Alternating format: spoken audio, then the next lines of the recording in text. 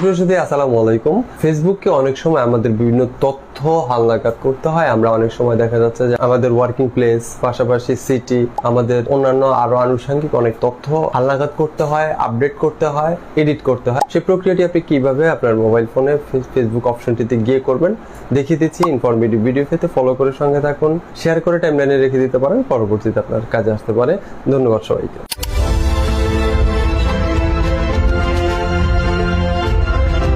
আমরা সর্বপ্রথম চলে আসবো আমাদের মোবাইলে থাকা ফেসবুক অ্যাপসটিতে। এখান থেকে এসে আমরা ফেসবুক প্রোফাইলটিতে ক্লিক করব।